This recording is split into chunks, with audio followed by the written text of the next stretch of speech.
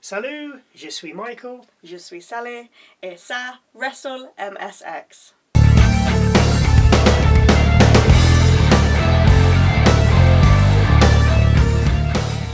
Backlash opened with Randy Orton and Kevin Owens against Solo Sikoa and Tama Tonga. The four men got in the ring, steering holes through one another before a brawl erupted. The bell hadn't even rung yet, but they were fighting already. It spilled to the outside where refs and security just about managed to break the two teams apart, but not before Owens had hit two of the security team with stunners. Nick Aldis came storming out from the back to declare this match a no DQ street fight. The crowd went wild for this, so the match now officially began, with Solo and Orton going one direction into the crowd and Tama and Owens going the other. Orton was able to back body drop Solo onto the announcer's table before he did the same to Tama on the French announcer's table. Chants of ECW echoed through the arena as Orton and Owens used kendo sticks on the Bloodline. Next to make an appearance, tables. Owens jumping off the apron threw Tama, who lay on one table outside the ring, and Solo Simone dropping Orton through another table set up in the ring. This put Orton out of the picture, so Solo and Tama then went to town on Owens, meaning he got destroyed. Kendo sticks, bin lids and trash cans were the order of the day, as Owens got decimated. After what seemed an age, Orton made his comeback, power slamming Tonga, then hitting him with an RKO, but only for a 2 count as Solo broke up the pin. Solo and Orton then ended up outside the ring on the announcer's table, Orton seemingly about to eat a Simone spike, but as Sikoa prepared the attack, out of nowhere came the RKO. This seemingly wipes both men out. Meanwhile, back in the ring, Owens is leathering Tama with chairs. He then sets 4 of them up, 2 by 2, facing each other. Lays Tama across them and then climbs to the top rope, possibly to hit a senton. Tama quickly comes around and climbs the ropes. It looks as though he's about to hit a superplex on Owens, but Owens reverses this into a brainbuster through the chairs. This looked amazing. Owens goes for the pin, the ref's hand coming down to slap the mat for a 3rd time when he gets pulled out of the ring by Tonga's brother, Tanga Lau, another member of the Bloodline. How many more? Tanga then hits Orton and Owens with the ring steps before Solo finishes Owens off with a Simone spike in the middle of the ring and covers him for the win. Now, if you can watch any match, watch this, because us trying to describe this match does not do it justice at all. It was incredible. Absolutely amazing opening match. This has set the bar very, very high for the rest of this main event. Next match on the card was for the WWE Women's Championship between Bayley, Naomi and Tiffany Stratton. This started off fast and furious with all women trying quick pin attempts, reverse pin attempts and yet more pin attempts. Tiffany Stratton did dominate the match though. If she wasn't dealing with Naomi while Bayley was down, then she was dealing with Bayley while Naomi was down. Stratton was able to pull off an Alabama slam on Naomi on the announcer's table before doing the same to Bayley on the French announcer's table.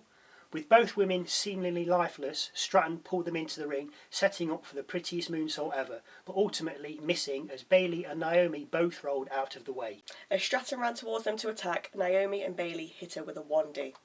With Stratton dealt with, this left Naomi and Bayley to fight it out. After a few haymakers thrown by both competitors, Naomi hit Bayley with a step-up enziguri and went for the pin. Bayley reversed the pin and got her own 3 count, retaining the title.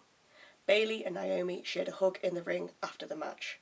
Now, I thought Bayley and Naomi may have double-teamed Stratton a lot more in this match, but they didn't. No, I was surprised at that. Stratton really did carry the bout, and I do think she was really good. She was excellent. She was indeed.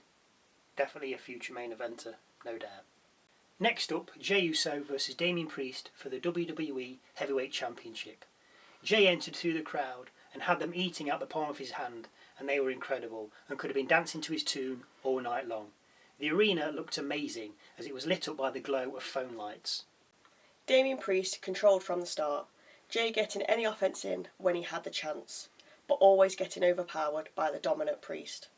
JD McDonough then came out to help Priest. Priest questioned him as JD stood on the apron. "Why are you here?" asked Priest, before turning around and dodging a super kick. JD didn't dodge it though, as it connected with him, sending him flying off the apron onto the mat. He sold it really well.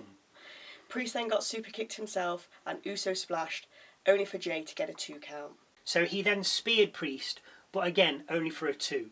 Balor then made an appearance, albeit briefly, As he ducked to go between the ropes to help Priest, he ate a super kick from Jay, sending him back to where he came. After 17 super kicks, a spear and a splash, Jay went for the cover on Priest, only for JD to put Priest's foot on the bottom rope and halt the pin count. Jay suicide dived JD, then speared Balor as he ran round the outside of the ring before climbing the top rope to splash Priest one more time. But before Jay could launch himself off the top, Priest managed to meet him with a South of Heaven from the top rope. This inevitably did for Jay, as Priest covered him for the pin and retained his title. As Priest held the title aloft in the ring, Balor and JD proceeded to beat down on Jay, which Priest stopped, pushing both attackers away, saying that's enough, reiterating he doesn't need or want any help. Just on the super kicks thing, I remember when one super kick was enough to put anyone down for a 3 count. Next bout was for the Women's Tag Team Championship between the Kabuki Warriors and Bianca Belair and Jade Cargill.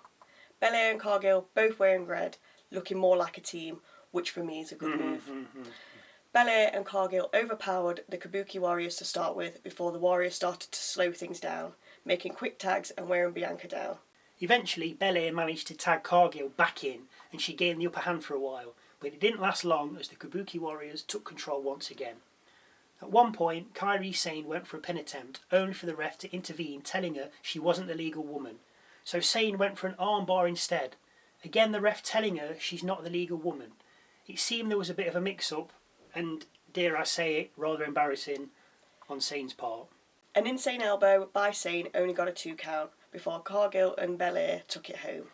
Cargill hit Jaded on Sane, Belair KO'd Asuka onto Sane, and then followed up this by pinning Asuka for the win. We have new tag team champions. They just need a name. Well, I was thinking, what about StormEST with the EST on the end of Storm? Yeah, I like that. Yeah. Last bout of the night for the undisputed WWE Championship.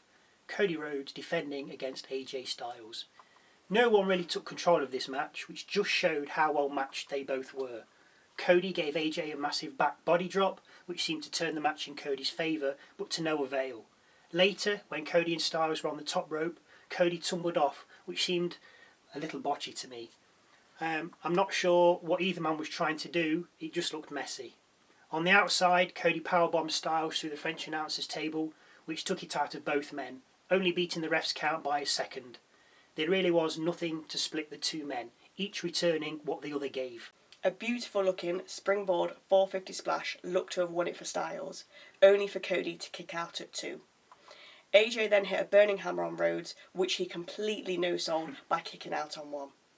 Cody then hulked up, or rather Cody'd up, as he hit AJ with a Cody cutter for a 2 count. Cody then went up top, hitting a huge Cody cutter from the top rope, followed by a crossroads. This was enough to end this war of attrition. Cody winning via pinfall and retaining his title. This just about wraps up our first PLE review, and I think, to be fair, it was a pretty good one. I mean, that first match was... It was incredible. It truly was. Anyway, thanks again for watching. And we hope to see you again soon.